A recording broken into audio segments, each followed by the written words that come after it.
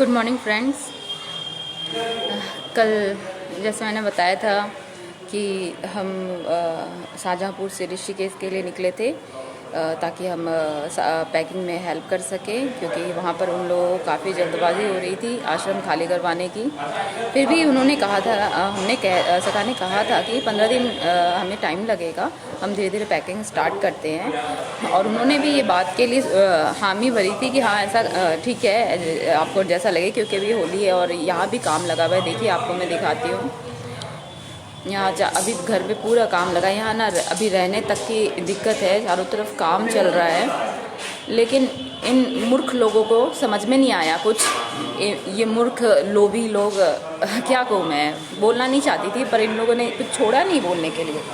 तो हम जब ऋषिकेश तक पहुँचने ही वाले थे तब तक हमें पता चला, दिव्या का फ़ोन आया कि उन लोगों ने हमारे बच्चों को धक्के मार के निकाला, सामान सब ट्रक के अंदर ऐसे फेंक के रख दिया, जो आज अभी आपको दिखाएंगे हम क्या हालत है सामान की। कि ना कहने को सामान दे दिया और सारे सामान पूरी तरह से ध्वस्त हैं, टूटे फूटे हैं। और वो तो सामान जो भी है वो तो हमारे अपने पर्सनल थे, जो नोएडा से लेके आए थे सका, वो सब थे। जो वहाँ पर हमने इन्वेस्टमेंट हमारी हुई 40-50 लाख की, उसका तो कोई अता पता नहीं है, ना तो पैसों का और ना ही सामान का। और उन्हें बहुत जल्दबाजी इसलिए हो गई कि उनकी फटी जा रही थी कि अब उनकी सच्चाई सबके सामने आएगी। उन्होंने बच्चों को बहुत परेशान किया, धमकाया, डराया। 50-50 लोग वहाँ इकट्ठे थे, उनके ऊपर उन पर हमला भी करने की कोशिश की। पर हमारे बच्चों ने समझदारी और शांति से काम लिया, क्योंकि हम नहीं चाहते, हम लड़ाई झगड़ा नहीं चाहते, ना ही हमने सीखा और ना हम सिखाना चाहते हैं।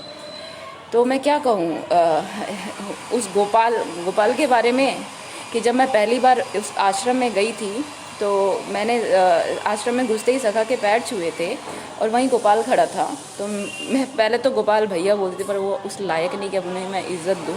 मैंने उनके भी पैर छुए इस रेस्पेक्ट में कि ये बंदा गुरु के लिए कितना प्रेम है इसको, कि इसने अपनी सब कुछ दे दी है उनको, ताकि वो संसार के लिए और परमात्मा के लिए काम कर सके। लेकिन उसने कुछ कहने के लिए छोड़ा ही नहीं उस आदमी ने। क्या कहूँ मैं, बातें तो बहुत सारी है कहने को, लेकिन मैं कहती हूँ कि वो उसके लायक भी नहीं कि मैं कहूँ। और रही बात कि अब ये लोग वहाँ के कुछ क्लिप बना लिया इन्होंने, ज़बरदस्ती वीडियो, और वो शेयर कर रहे हैं कि ऐसे ऐसे है ना, इन लोगों ने हमें परेशान किया, हमारे कब्जा करने वाले थे और इन्होंने ऐसे करके वीडियो डाला है। बाकी तो हमारे पास एक एक चीज़ का सबूत है। लेकिन मैं बस इतना बताना चाहती हूँ कि क्या कहूँ मैं, ऐसे दिल में रखा था सखा ने उनको, कभी आज तक एक शब्द जोर से भी नहीं कहा। इतने प्यार से बच्चे की तरह उनको रखा, हर चीज़ की। वो ऐसे इतने कष्ट में रोते रहते थे वो रात भर।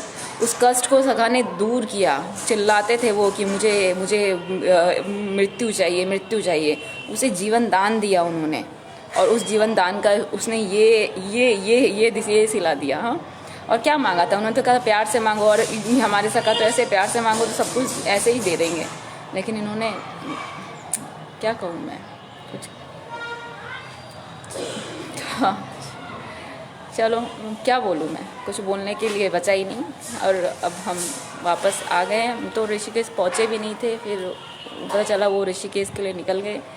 तो हम वापस हम सुबह निकले थे 8 बजे, रात तक पहुँचे। तब तक वापस हमें कार घुमानी पड़ी और फिर बच्चों से मिले और हम वापस आए सब कोई। तो ऐसे तो पैसे की तो हमें कोई फिक्र है नहीं, ऐसे लाखों करोड़ों देने के लिए लोग बैठे और हमारी क्षमता है कि हम खुद ही कर लेंगे। लेकिन बात क्या बोलूँ, बात इंसानियत की है। क्या सिला दिया, क्या कहूँ।